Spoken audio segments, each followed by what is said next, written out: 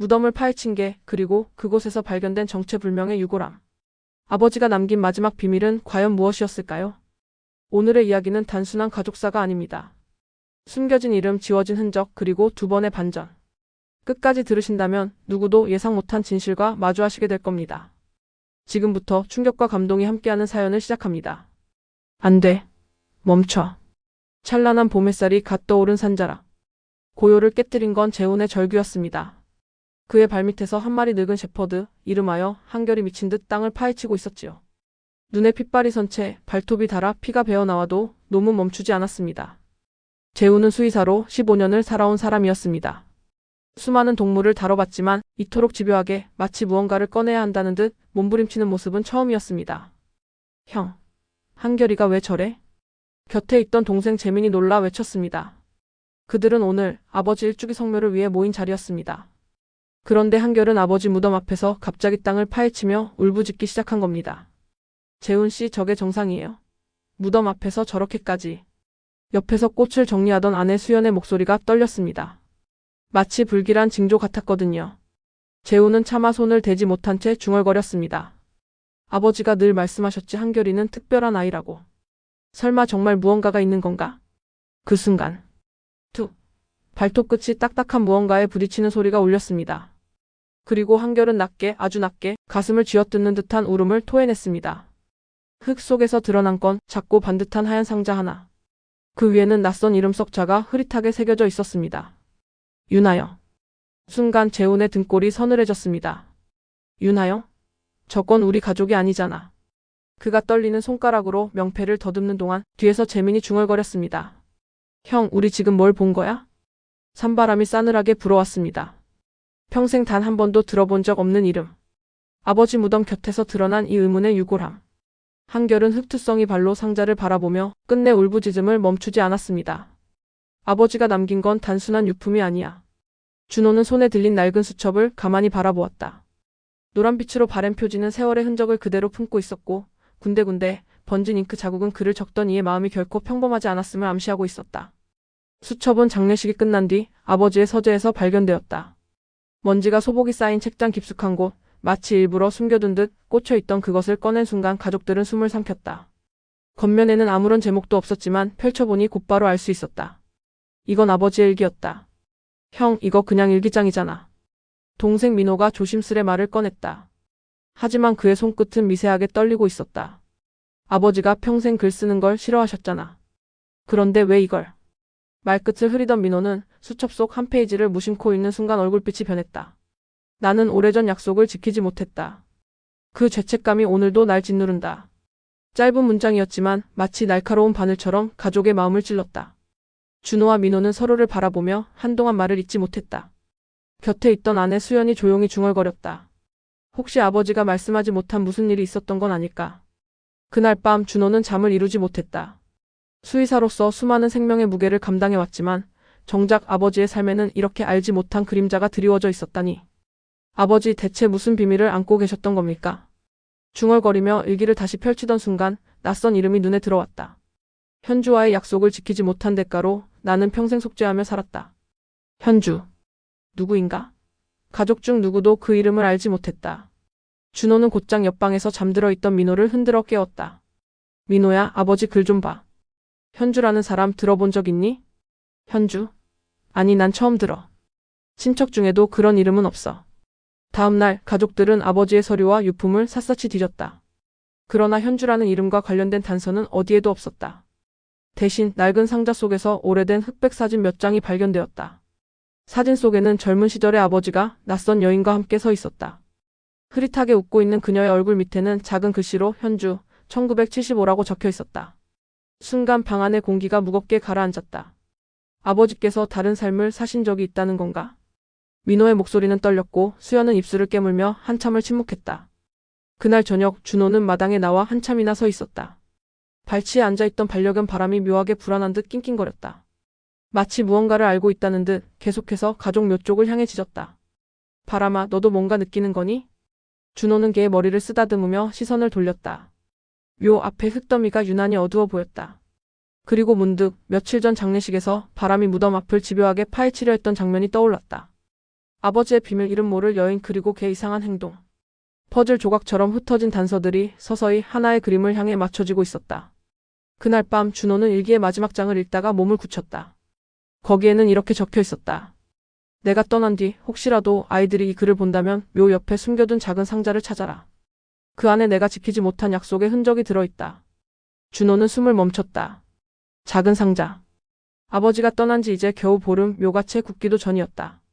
하지만 더 이상 미룰 수 없었다. 내일 파헤쳐보자. 준호의 목소리는 낮았지만 결의에 차 있었다. 민호는 망설이다가 결국 고개를 끄덕였다. 만약 정말 무언가 나온다면 우리 가족의 삶이 완전히 달라질 수도 있어. 어둠 속에서 개 바람이 또다시 짖어댔다. 마치 오래 묻혀있던 진실이 드디어 드러날 순간을 알고 있는 듯이. 밤새 빗줄기가 지붕을 두드렸다. 잠을 청하려 애썼지만 준호의 머릿속에서는 아버지의 마지막 글귀가 떠나질 않았다. 묘 옆에 숨겨둔 작은 상자를 찾아라. 그 한 줄은 단순한 고백을 넘어선 살아생전 아버지가 끝내 전하지 못한 진실의 열쇠였다. 하지만 그걸 찾기 위해서는 반드시 무덤을 다시 열어야 했다. 전통적으로 파면은 금기시되는 일이었다. 조상을 모시는 자식이 감히 할 수 없는 불경으로 여겨졌다. 다음날 아침 식탁 위는 무겁게 가라앉아 있었다. 형, 진짜 묘를 파헤치겠다고? 그건 너무 불경한 일 아니야? 민호의 얼굴은 창백했다. 교사로서 그는 늘 원칙과 도리를 중시했다. 나도 알아. 하지만 아버지가 직접 남긴 말씀이야. 그대로 외면하는 게 더 큰 불효일 수도 있어. 준호는 목소리를 낮췄지만 단호했다. 옆에서 듣고 있던 수연이 조심스럽게 말을 보탰다. 두 분 말씀 다 맞아요. 하지만 혹시 상자 안에서 나올 게 우리를 더 아프게 만들면 어쩌죠? 가족이 무너질 수도 있어요. 그녀의 말에 모두 잠시 침묵했다. 그때 마당에서 개 바람이 연달아 짖어댔다. 컹컹, 컹컹. 민호가 창밖을 보니 녀석은 또다시 무덤 쪽을 향해 몸을 날뛰고 있었다. 흙바닥을 파헤치려는 듯 발톱으로 땅을 긁고 울음소리는 점점 애절해졌다. 준호는 자리에서 벌떡 일어났다. 봐, 바람도 뭔가 알고 있어. 단순히 개의 본능이라고 치부하기엔 너무 집요하잖아. 민호는 입술을 깨물며 고개를 떨궜다. 결국 가족은 마을 장의업체 직원에게 도움을 청했다. 전통을 거스르는 일이라 망설였지만 유언 같은 기록이 있다는 말에 그는 마지못해 삽과 장비를 들고 나타났다. 저녁 무렵 묘 앞에는 작은 등불이 켜졌다. 바람은 옆에서 쉬지 않고 울부짖었다. 직원이 조심스레 삽을 들자 민호가 마지막으로 외쳤다. 형, 정말 이래야 해? 지금 멈추면 아직 늦지 않아. 그러나 준호는 굳은 얼굴로 대답했다. 우리가 멈추면 아버지의 진심은 영영 땅속에 묻히고 말 거야. 삼날이 흙을 가르자 촉촉한 흙냄새가 공기를 메웠다. 어두운 하늘 아래 몇 번의 삽질 끝에 묘 옆 한쪽이 움푹 파였다. 그때 단단한 무언가가 텁하고 부딪히는 소리가 들렸다. 직원이 호흡을 고르며 말했다.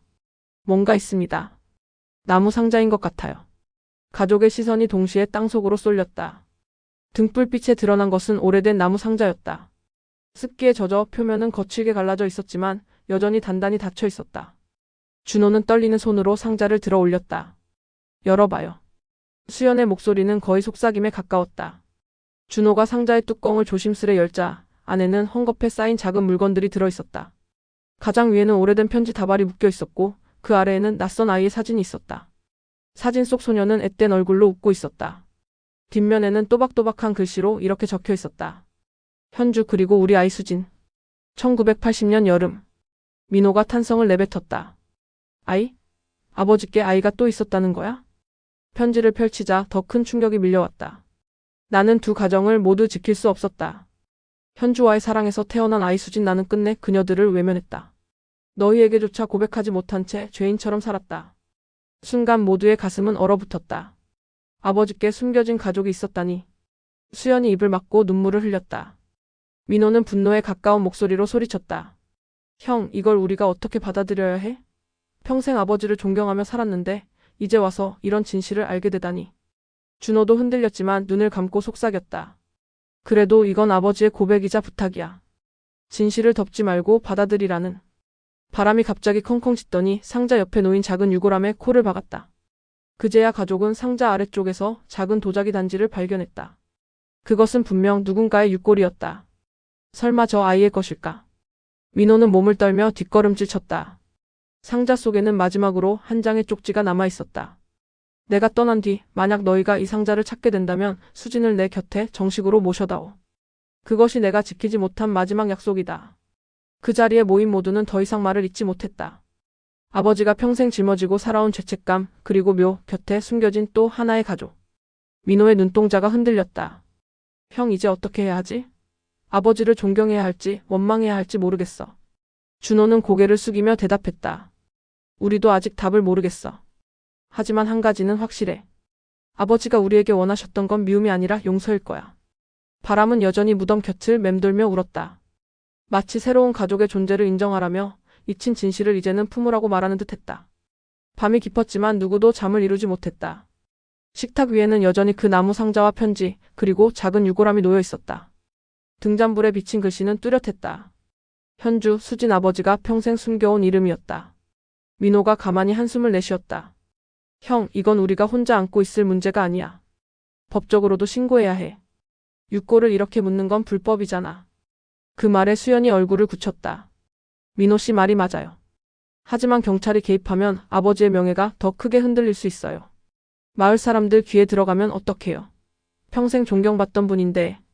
준호는 두 손으로 관자놀이를 누르며 낮게 말했다. 숨길 수는 없어. 이미 우리가 알게 된 순간 이건 더 이상 개인의 비밀이 아니야. 게다가 아버지의 마지막 부탁이 정식으로 모셔달라는 거였잖아. 우리가 절차를 밟아야 해. 결국 다음날 준호는 지구대에 연락을 넣었다. 경찰은 간단한 조사를 위해 집을 방문했다. 나무 상자를 확인한 형사는 무거운 표정으로 고개를 끄덕였다. 육골이 맞는지 누구의 것인지 신원 확인을 먼저 해야 합니다. 국과수로 보내 감식을 진행할 겁니다. 민호는 긴장된 목소리로 물었다. 혹시 우리 가족 이름이 공개되나요? 형사는 조심스럽게 대답했다. 이런 일은 보통 지역사회에 금세 소문이 납니다. 언론에까지 나가진 않겠지만 마을 안에서 입방아에 오르내릴 가능성은 있습니다. 그 말이 끝나자 수연은 얼굴을 감싸쥐었다. 이제 마을 사람들이 뭐라고 할까요? 평생 선비 같다고 칭송받던 분이었는데 숨겨진 가정이 있었다니. 불길한 예감은 곧 현실이 되었다. 불과 이틀 만에 마을 장터에는 수군거림이 돌기 시작했다. 이장님 댁에서 육골이 나왔다며? 숨겨둔 자식이 있었다던데 정말일까? 아이고야, 평생 성실하시던 분이 그런 비밀을 갖고 계셨다니 믿기질 않네. 준호가 장을 보러 나가면 몇몇 이웃은 애써 눈을 피했고 어떤 이는 호기심 어린 눈빛으로 그를 따라다녔다. 민호는 학교에서 더 큰 부담을 느꼈다. 학생들조차 수군거리는 소리가 들렸다. 우리 담임 선생님 아버지가 말이야. 그날 저녁 민호는 분노를 참지 못하고 집에 돌아와 소리쳤다. 형, 이게 다 형 때문에 생긴 일이야. 애초에 파묘 같은 걸 하지 말았어야 했다고. 준호는 맞받아치지 않았다. 대신 떨리는 목소리로 말했다. 민호야, 내 마음 알아. 하지만 진실은 결국 드러나게 돼. 우리가 피한다고 해서 사라질 일이 아니잖아. 진실? 그게 진실이라고 꼭 알려야 했을까? 아버지의 명예만 망치고 우리만 욕먹게 됐잖아. 민호의 눈에는 눈물이 고였다. 그는 평생 모범생으로 존경받는 교사로 살아왔지만 지금은 가문의 이름이 흙탕물에 던져진 것 같아 견딜 수 없었다. 그때 수연이 두 사람 사이에 끼어들었다. 제발 그만하세요. 지금 우리에게 필요한 건 싸움이 아니라 아버지가 왜 이런 선택을 했는지 이해하려는 거예요. 며칠 뒤 경찰이 다시 찾아왔다. 손에는 감식 결과가 들려 있었다. 확인 결과 육골은 분명 성인 여성의 것으로 사망 시점은 약 30년 전으로 추정됩니다. 준호는 숨을 고르며 물었다. 그럼 혹시 그분이 편지에 나온 현주인가요? 형사는 잠시 머뭇거리다 입을 열었다. 확답은 어렵습니다. 하지만 동반자였던 여성의 기록이 남아있다면 일치 여부를 확인할 수 있을 겁니다. 민호가 고개를 갸웃했다. 그게 무슨 뜻입니까? 형사의 다음 말은 가족 모두를 충격에 빠뜨렸다. 사실 이 마을 병원 기록을 조사하다 보니 현주라는 이름의 산모가 1980년대에 출산을 했다는 기록이 있습니다. 더 놀라운 건 그 산모의 주소가 바로 이 집이었더군요. 뭐라고요? 수연이 자리에서 벌떡 일어났다. 그럼 아버지가 그 여자를 이 집으로 데려왔었다는 거예요? 형사는 조용히 고개를 끄덕였다. 아마 가족이 모르게 한동안 함께 살았던 것 같습니다. 순간 거실은 얼어붙었다. 준호와 민호는 서로를 바라보다가 동시에 눈을 내리깔았다. 존경하던 아버지의 또 다른 모습이 이제는 부정할 수 없는 사실처럼 다가왔다. 그날 밤 민호는 술잔을 기울이며 울분을 토했다. 형, 난 이제 아버지를 어떻게 기억해야 할지 모르겠다. 존경이었나 배신이었나. 준호는 잔을 내려놓으며 낮게 대답했다. 아버지도 인간이었어. 완벽한 분이라고 믿고 싶었지만 인간으로서의 약함, 그리고 후회까지도 우리가 함께 받아들여야 하지 않을까.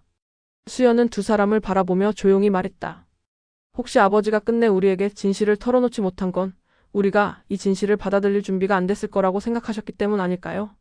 그 순간 창밖에서 다시게 짖는 소리가 울려 퍼졌다. 컹컹, 컹컹. 바람은 어둠 속에서 무언가를 향해 계속 짖고 있었다. 준호가 창문을 열고 내다보니 바람이 묘 언덕을 향해 뛰어가고 있었다. 손전등을 비추자 그곳엔 누군가의 그림자가 스쳐 지나갔다. 민호가 경악하며 중얼거렸다. 설마 아직 누군가 이 진실을 지켜보고 있는 건가? 밤 공기는 싸늘했고 언덕 위 묘지에서 불어오는 바람은 마치 오래된 비밀을 들추려는 듯 거칠게 나뭇가지를 흔들고 있었다. 바람은 묘 옆에 서서 연신 지저댔고 준호와 민호 그리고 수연은 손전등을 들고 뒤를 따랐다. 그때 언덕 아래쪽으로 허겁지겁 도망치는 그림자가 보였다.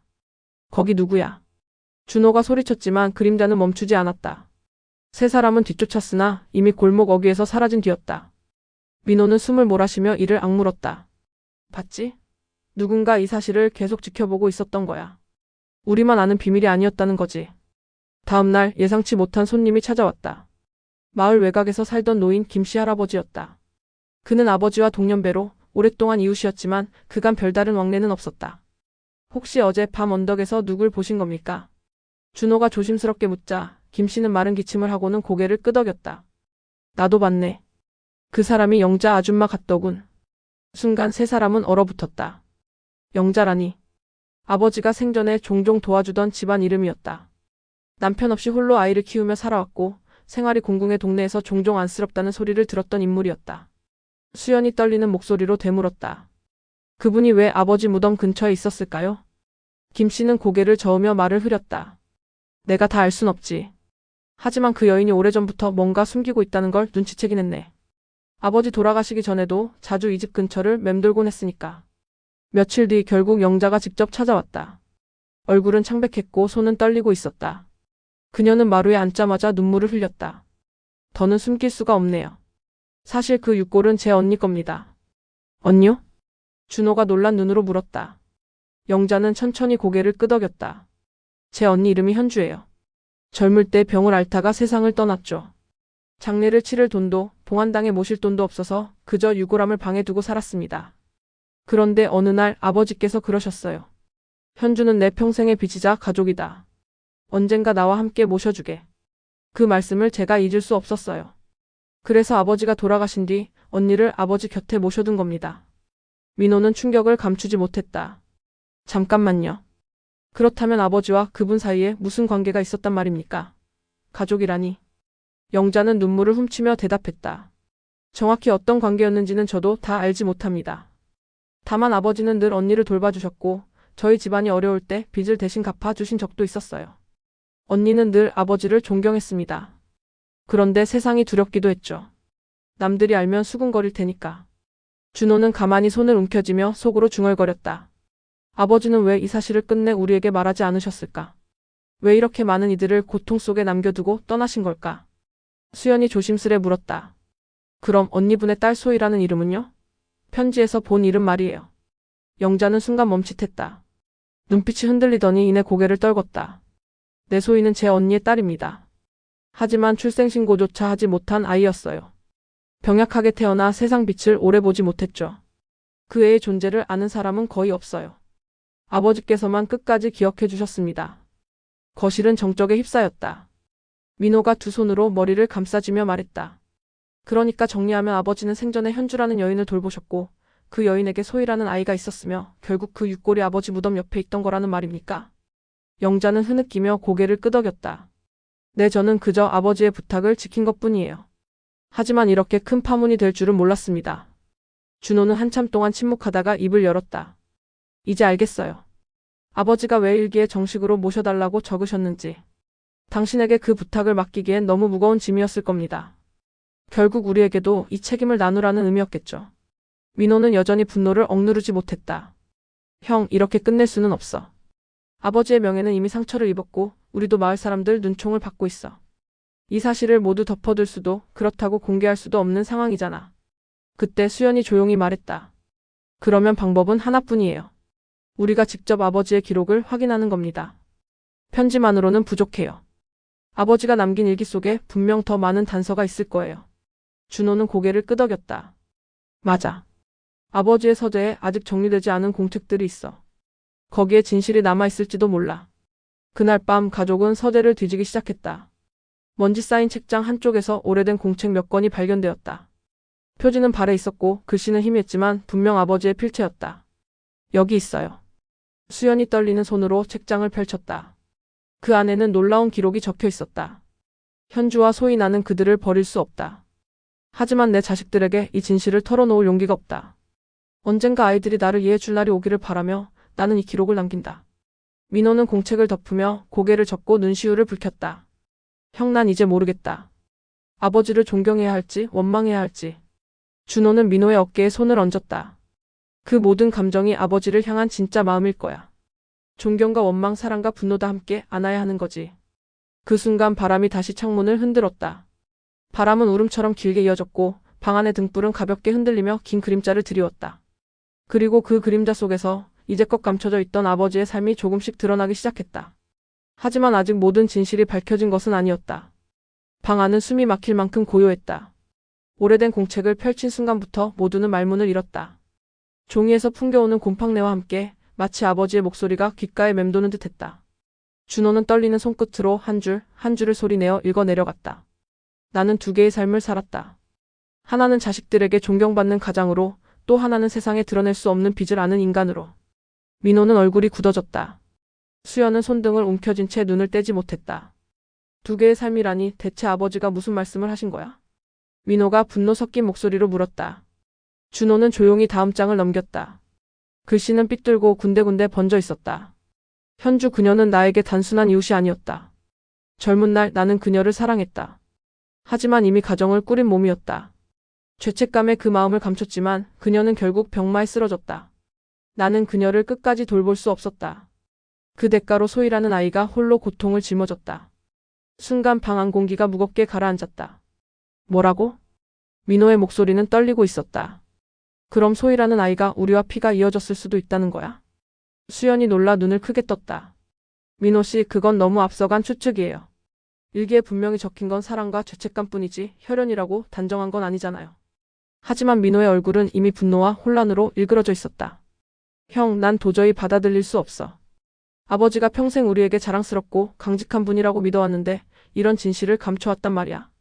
준호는 깊은 숨을 내쉬었다. 속으로는 자신도 무너져 내리고 있었지만 차분함을 유지해야 했다. 민호야, 아버지가 잘못한 부분이 있다는 건 부정할 수 없어. 하지만 이 기록은 단순한 변명이 아니라 남겨진 우리에게 짐을 함께 짊어달라는 부탁일지도 몰라. 민호는 고개를 젓고 일어나 방 안을 서성였다. 부탁. 형, 그건 그냥 자기 죄책감을 덜어내려고 남긴 글이야. 왜 우리가 그 무게까지 감당해야 하는데? 수연이 조용히 입을 열었다. 저는 조금 다르게 들려요. 아버지는 끝까지 갈등하셨던 것 같아요. 한쪽은 가족을 지켜야 한다는 의무, 또 한쪽은 외면할 수 없었던 사람들. 두 삶 사이에서 버티다가 결국 이렇게 기록을 남기신 거죠. 잘잘못을 따지는 것보다 왜 끝까지 이 이야기를 우리에게 전하고 싶으셨는지를 봐야 하지 않을까요? 그 순간 준호의 눈에 한 문장이 들어왔다. 만약 내가 떠난 후 이 기록을 발견한다면 아이들에게 부탁한다. 현주와 소희를 가족으로 인정해달라. 비록 세상은 몰라주더라도 내 무덤 곁에서는 함께하게 해달라. 준호는 책장을 덮고 깊은 한숨을 내쉬었다. 이게 아버지의 마지막 소망이었어. 민호는 주저앉아 두 손으로 얼굴을 가렸다. 형, 나 어떻게 해야 할지 모르겠어. 아버지를 원망하면서도 한편으론 안쓰럽기도 하고 내가 평생 믿어온 게 송두리째 흔들리고 있어. 준호가 다가가 동생의 어깨를 감싸며 말했다. 민호야, 우리 모두 같은 마음이야. 배신감과 혼란하지만 동시에 이해하고 싶은 마음도 있지. 중요한 건 이제 우리가 어떤 선택을 하느냐야. 그때 수연이 책상 위에서 또 다른 공책을 발견했다. 작은 수첩이었고 안에는 짧은 메모들이 빼곡히 적혀 있었다. 오늘도 소희가 수술을 받았다. 아이는 많이 지쳐있다.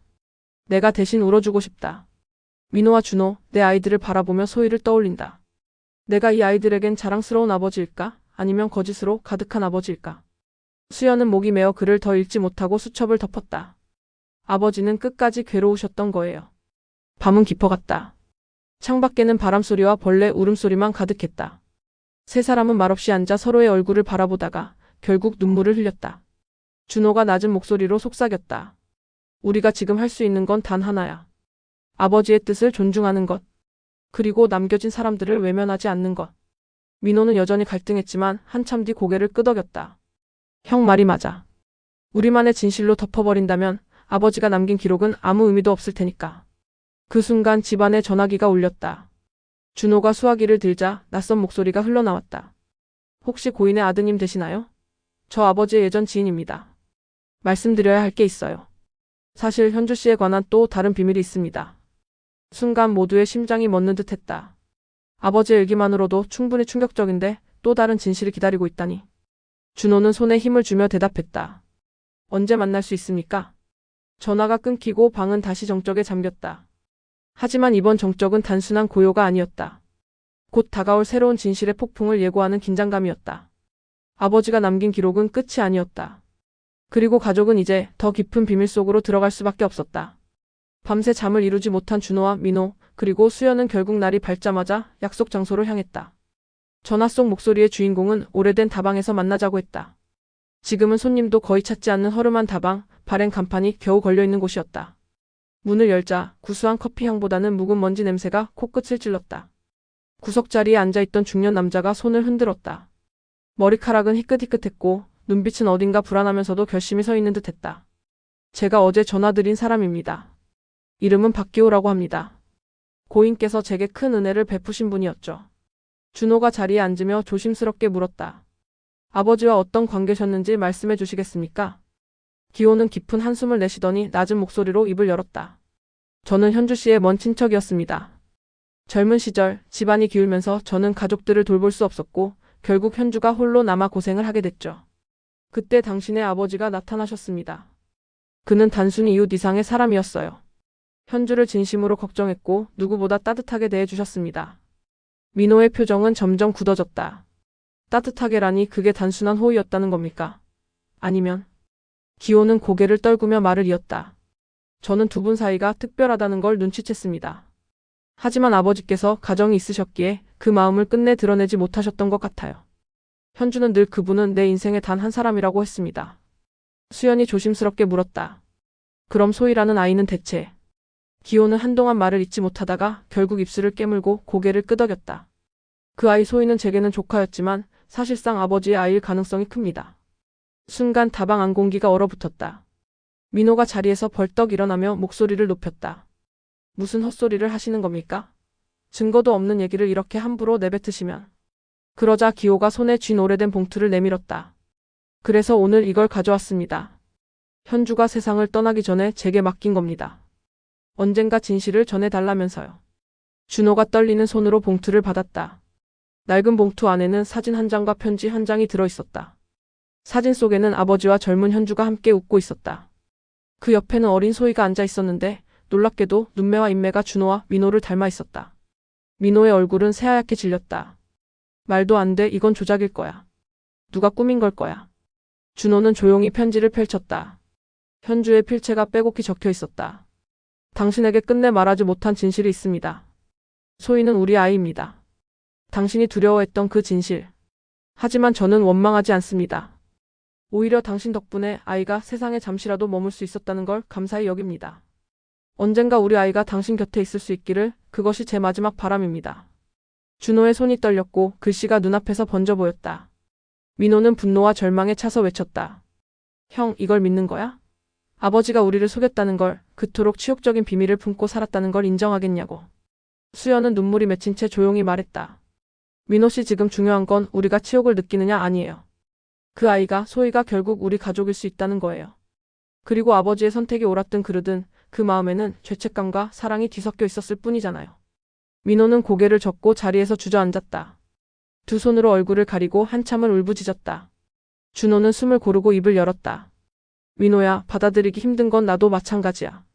하지만 아버지가 왜 일기와 편지를 남겼는지 이제 알 것 같다.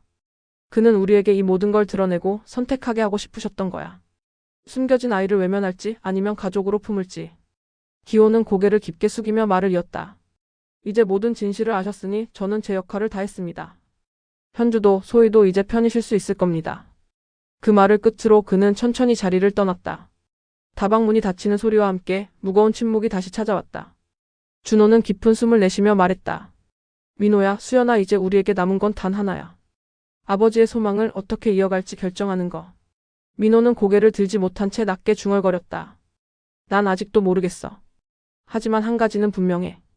이 비밀이 우리 가문을 무너뜨릴 수도, 새로운 가족을 만들어줄 수도 있다는 거야. 집으로 돌아오는 길, 하늘은 먹구름으로 뒤덮여 있었다. 빗방울이 하나둘 떨어지더니 곧 굵은 비가 쏟아졌다. 차창을 타고 흘러내리는 빗물 사이로 준호는 멀리 아버지의 묘가 있는 언덕을 바라보았다. 아버지, 이제야 조금 알 것 같습니다. 당신이 왜 끝까지 침묵을 선택했는지, 그 무거운 진실을 우리에게 남긴 이유를. 그러나 그는 알았다. 이 비밀은 이제 막 시작일 뿐이라는 것을. 아버지의 과거가 던져준 파장은 앞으로 더 큰 갈등과 화해의 시험으로 다가올 터였다. 빗줄기는 밤새 쏟아졌다. 그리고 새벽녘, 마을 언덕에 자리한 아버지의 묘소는 촉촉히 젖어 있었다. 준호와 민호, 수연은 묵묵히 걸음을 옮겼다. 손에는 작은 흰 유골함이 들려 있었다. 소희의 이름이 적힌 유골함이었다. 민호가 떨리는 목소리로 말했다. 형, 정말 여기 두어야 할까? 세상은 이 진실을 받아들이지 못할지도 몰라. 준호는 잠시 하늘을 올려다보았다. 먹구름 사이로 빗줄기가 조금씩 새어나왔다. 세상이 뭐라 하든 아버지가 바랐던 건 바로 이 자리였어. 그리고 우리에게도 이제는 용기가 필요해. 수연이 조용히 미소 지으며 덧붙였다. 이건 잘잘못의 문제가 아니에요. 이제라도 서로를 인정하고 받아들이는 게 진짜 가족의 모습 아닐까요? 묘소 앞에 도착한 세 사람은 무릎을 꿇었다. 누군가 손으로 흙을 고르자 빗물이 섞인 흙냄새가 퍼졌다. 준호는 유골함을 조심스레 내려놓았다. 아버지, 이제 원하셨던 대로 소희를 곁에 모십니다. 늦었지만 이젠 더 이상 혼자가 아니에요. 바람이 불어와 나뭇잎이 흔들렸다. 그 순간 마치 아버지의 대답처럼 잔잔한 햇살이 묘소 위를 비췄다. 민호는 눈물을 닦으며 한참 동안 말이 없었다. 그러다 천천히 입을 열었다. 형, 나도 이제 받아들일게. 아버지를 원망했던 마음도 부끄러웠던 감정도 다 내려놓겠다.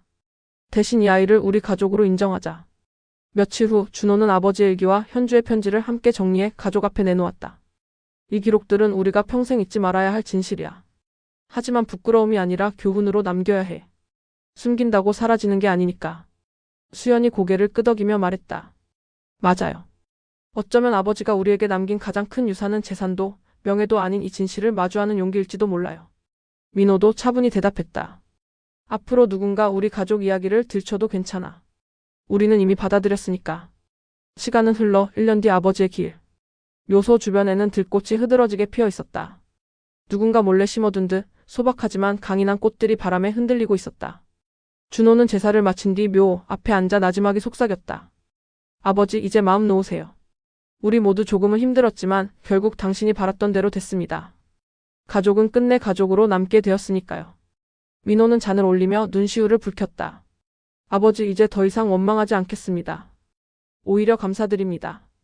덕분에 우리는 다시 하나가 될 수 있었으니까요. 수연은 잔잔히 웃으며 두 형제를 바라봤다. 바람은 부드럽게 불었고 햇살은 따뜻하게 내려앉았다. 그날 저녁 세 사람은 함께 식탁에 둘러앉았다. 오랜만에 웃음이 흘렀고 허전했던 마음속 빈자리는 조금씩 채워졌다. 준호는 속으로 다짐했다. 이제는 더 이상 숨기지 않겠다. 어떤 진실이든 어떤 상처든 가족과 함께 나누며 살아가겠다. 라디오를 켜니 낡은 음반에서 흘러나오는 잔잔한 곡조가 방 안을 채웠다. 인생은 길고 때론 무겁다. 하지만 결국 우리를 지탱하는 건 사랑과 용서다. 마치 아버지가 남긴 마지막 메시지처럼 음악은 오래도록 귓가에 맴돌았다. 여러분, 오늘 이야기는 여기까지입니다. 삶 속에서 마주하는 충격적인 비밀과 아픈 진실도 결국 우리를 더 단단하게 만들고 가족을 하나로 묶는 계기가 될 수 있습니다. 가족이란 피보다 깊은 이해와 용서로 이어진다는 사실. 그것이 오늘 우리가 함께 나눈 이야기의 마지막 교훈입니다.